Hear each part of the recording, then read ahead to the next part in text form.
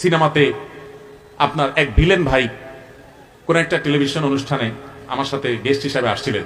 তো উনি প্রসঙ্গত বলতেছিলেন যে দেখেন, আমরা এই যে ভিলেনের অভিনয় করি, কেন করি?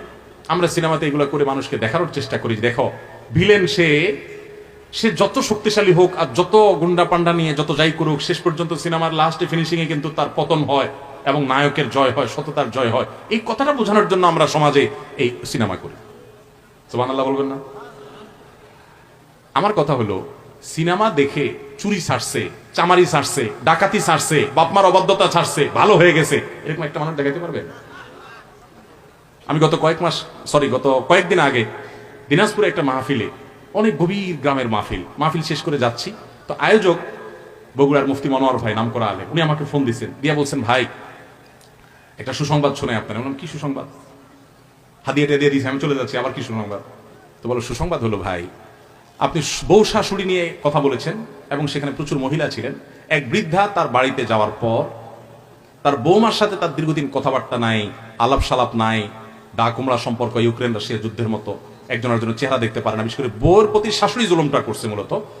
তো এখন শাশুড়ি এখান থেকে কিছু কথা শোনার পর আল্লাহর ভয় আসছে, সে বাসায় গিয়ে বৌমাকে জড়ায় ধরে চোখের পানি ফেলে সব কিছু ভুলে গেছে এবং বলছে, আমি আর তোমার প্রতি অবিচার করবো না, মা, বহু করেছি, তুমিও মাফ করো, আল্লাহ আমাকে মাফ করো।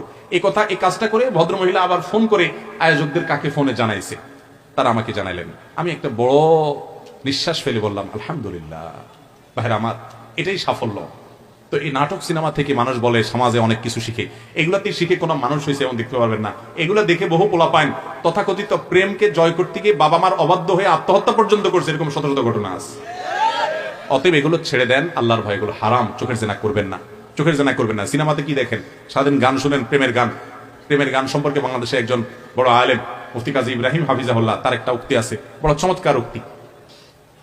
তিনি বলেছেন, ফাক্কাল্লাহু আসরাহ, মুফতি সাহেব বলেছেন যে ভাই, এই যে অবৈধ প্রেম, 2 নম্বর সম্পর্ক, বিবাহ মধ্যে যেটা হয়, এটার আলটিমেট রেজাল্ট কি জানেন? আলটিমেট রেজাল্ট হলো জ্বালা পোড়া, অস্থিরতা, মনে হয় যে সুখ শান্তি হয় না। সুখ শান্তি ওই স্বামী স্ত্রী জামাই বই হয়, শেষ পর্যন্ত ওই জায়গায় হয় না। বলে প্রমাণ? উনি বলে, প্রমাণ হলো প্রেমের যত গান আছে, এটার নাম দিয়েছে প্রেম। আমার প্রেম বলতে লজ্জা হয়, এটা ভণ্ডামি। কিসের প্রেম? প্রেম হলো স্বামী স্ত্রীর মধ্যে। এখানে হলো চটপটি খাওয়ার ধান্দা, ফুচকা খাওয়ার ধান্দা, ছেলেদের ফুসনষ্টি করার ধান্দা, নাম দিয়েছে প্রেম। এটা কয়টা বিয়ে পর্যন্ত গড়ায়? সব 2 নম্বরই।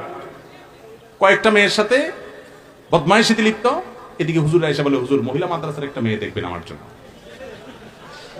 আমি বহুত ছেলেকে এরকম দেখছি, যে হাব বাবা এরকম ব্যক্তিগতভাবে চিনি, তখন সাবধান করি, কারণ বিয়ে করার সময় রাবিয়া বলছি খুঁজে আর দুনিয়ার আকাম কাম করে। যাই হোক, তো এই প্রেমের গান বলে যেগুলারে বলেন আপনারা, এগুলো বেশিরভাগ দেখবেন যে জ্বলে গেল রে, পুড়ে গেল রে, শেষ হয়ে গেল রে, বাঁচাতে পারবে না কেউ, আমি মরে গেলাম রে, শেষ হয়ে গেলাম রে, ঠিক না? ওর ধ্বংস এমনি দুনিয়া থেকে হয়ে গেছে, আল্লাহর গজবের উপর এমনি নাজিল হয়ে গেছে। এই জন্য হারামে কখনো আরাম নাই। অতএব ভাইরা আমার, 5 ওয়াক্ত নামাজ যে ভাই পড়েন, তিনি মেহরবানি করে এই হারামগুলো ছেড়ে দেন, এগুলো করবেন না।